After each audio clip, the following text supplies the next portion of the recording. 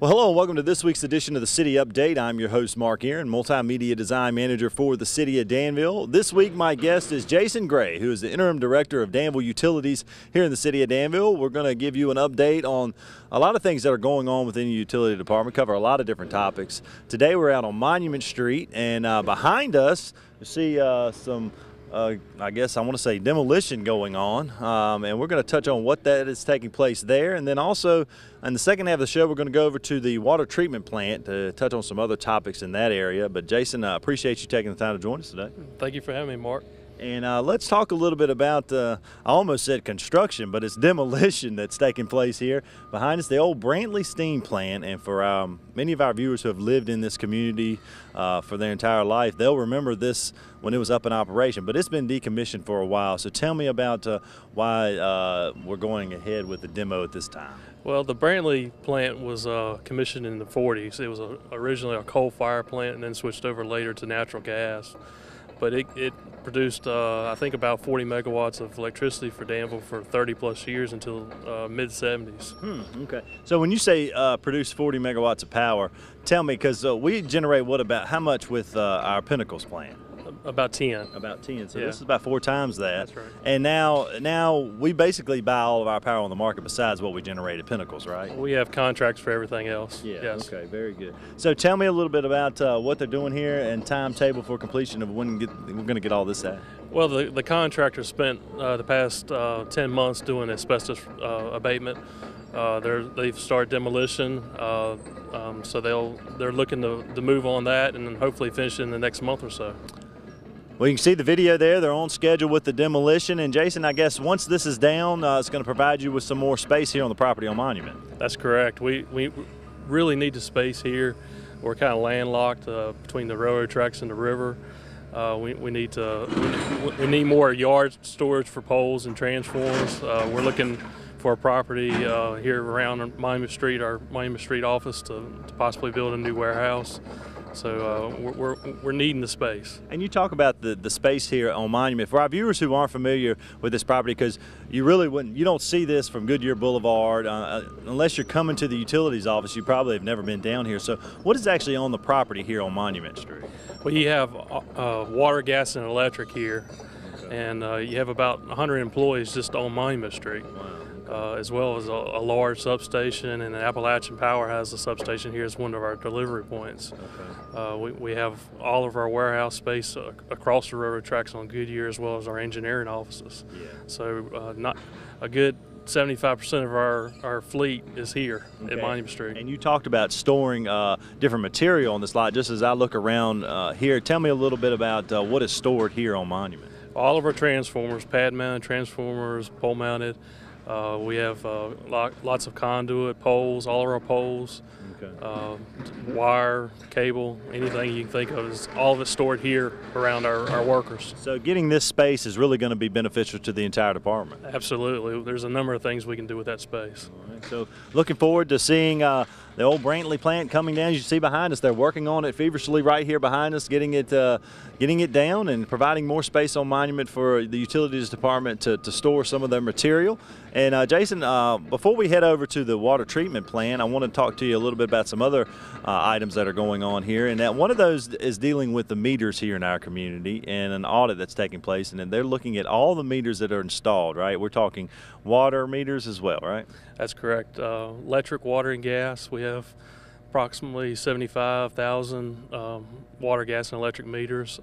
Since we moved to communicating with our meters remotely, we haven't had a need to visit them physically.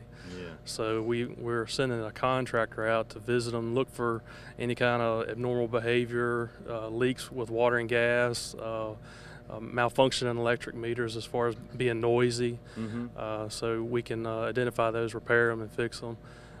So it's time for an audit of our metering hardware. Now, when did this process begin, and about how long do you think it will take before we have all of the meters looked at?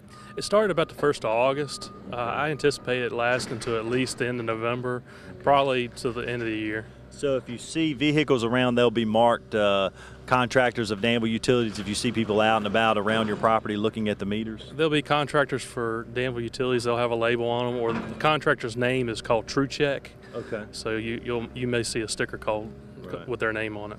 Now, so far, can you tell us how the progress is going with checking the meters? Real good. A lot of what we call exceptions, or things that we need to look at. A lot of faulty radio antennas and water leaks, minor stuff, but they need fixing and addressing. Yeah, okay. Because when we went to the automated system, everybody got, I guess, a hole drilled on top. I know where they measured my water.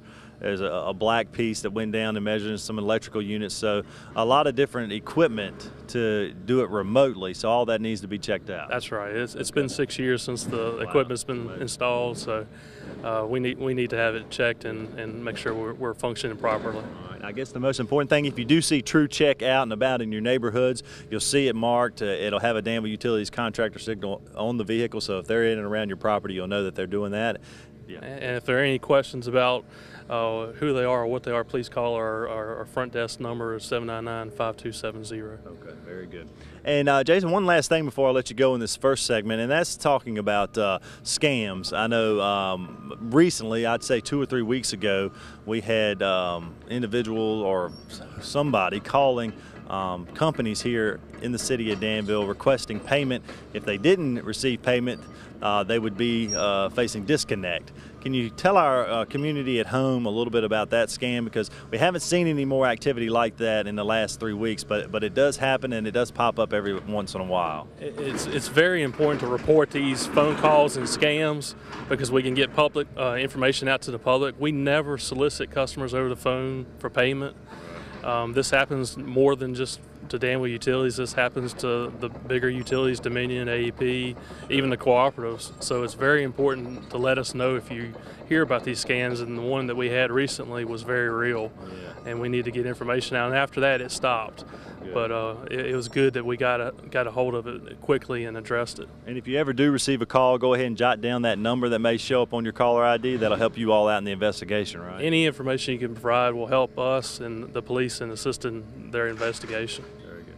All right, Jason, well, we're going to take a quick break. When we come back from break, there's a couple of topics that we want to touch on over at the water treatment plant. One of those referencing a new carbon feeder.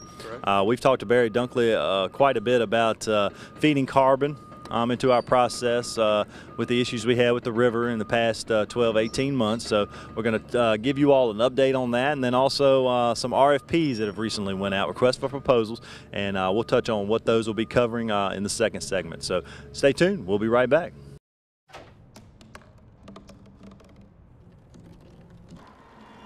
Everybody has a dream.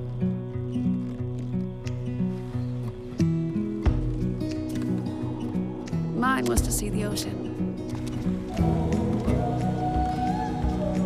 And with a little help, I made it.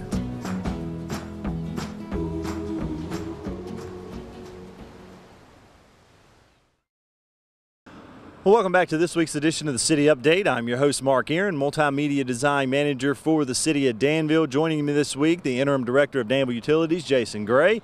And in the first half of the show, we were over on Monument Street, our Danville Utilities headquarters. We're talking about the demolition of the Brantley Steam Plant. Of course, Jason told our viewers in the first half of the show a little bit about that project. Of course, that plant was decommissioned back in the 70s, and once the demo is complete, it will free up a lot of space over on Monument for storage of their different parts and things of that make the utility department, I guess, click here in the city of Danville. So it'll be great to see that done in the next couple of months. Jason also touched on a scam that recently hit the area dealing with industrial customers. And again, we want to reiterate, if you ever do receive a phone call from anyone soliciting payment from Danville Utilities over the phone, it is a scam. You will never have anyone from Danville Utilities calling from collections to get that payment over the phone. So if you have any questions about any scam that you feel may be a scam, you can contact customer service within Danville Utilities and they'll be able to assist you. Of course, those incidents happen every once in a while, Jason, as you mentioned in the first half of the show.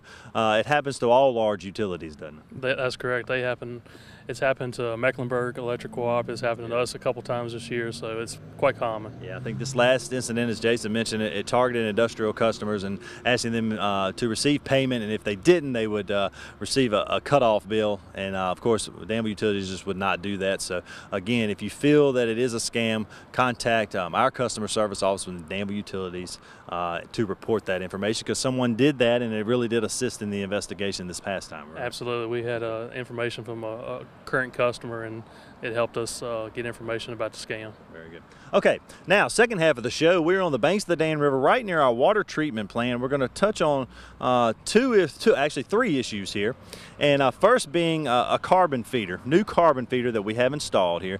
And of course, our viewers have heard that term before. Unfortunately, when we had the issue with the water, the bad taste in the water, we talked about carbon feeding with Barry Dunkley, who is our Division Director of Water and Wastewater here in the city of Danville. We had a feeder at that time, so tell me a little bit about the upgrade we have received and why it was so important that we did install this new equipment here in the city. Okay, the existing carbon feeder was about 30 years old. It had its limitations. Okay. It was rarely used. It only served about 10 milligrams per liter. It didn't have enough capacity to really treat the issues that we were seeing back in February and March. Okay. So we ordered a new carbon feeder and received it early and installed it. It will allow us to treat up to 50 milligrams per liter. Okay, so it's about 5 times the capacity that the old one was. Okay. And plus we can manually feed on top of that, so we have more capacity to treat taste and odor issues like the algae incident that earlier in the spring, because these algae issues could be reoccurring, or they may not be. We just don't know. Okay, yeah, because that was the first of its kind that we knew of, right? The one that occurred about a year ago. Yeah, that's the first one that we've ever seen. And so carbon was the way to treat that taste and smell in the water. Yeah, chlorine kills the algae, but it releases a taste and odor effect, and carbon is the best way to take that out of the water. Great. Well, I know our citizens will be glad to hear that we have that equipment installed, able to handle and feed as much carbon as we need to treat in case that issue does raise its ugly head again in the future. Correct. And Jason, I also want to talk about 2 RFPs, requests for proposals, and I want you to explain that a little bit to our viewers who may not be familiar with the procurement process here in the city of Danville. But it's on 2 different issues. First, dealing with the water treatment plant and the privatization of that. And our viewers who are familiar with the municipal operations know that our wastewater plant is already privatized, correct? So I want to talk a little bit about what that means, and let's talk about the RFP process, where we are within that. But first of all, talk about wastewater treatment and what it means that it's privatized and not run within Danville Utilities. The city owns a facility. It's located beside Anglers Park, if you're familiar, if you're walking on the trail. But the city owns a facility, but we don't have our own staff, city employees there to run it. Okay. We pay for electricity, all the normal expenses to run the plant, but a contractor operates it, runs it, but it's a city facility just like any others. Okay. We maintain capital improvement projects just like if it was electric, water, or gas. And that was done about how long ago? About 20 years ago. Okay, and we've seen the benefits of having that private contractor run that facility for us? Absolutely. A private contractor has a lot of resources, engineering-wise. If there's any troubles, they just pick up the phone. They have corporate headquarters that they can call for problems that they see, a lot of them common problems. So there are a lot of resources that a contractor brings that we don't have on staff. Okay. that they already provide. All right, very good. So let's talk about the water plant. And we currently have an RFP out. And tell our viewers a little bit about what an RFP is and where we go in the next step of the process before anything is ever finalized. Okay. RFP is just a simple request for proposal. We're just soliciting proposals from qualified contractors, very similar, almost identical to the way the wastewater plant is handled, to provide very similar services, to run the facility, to operate it, to have licensed operators on staff at all times.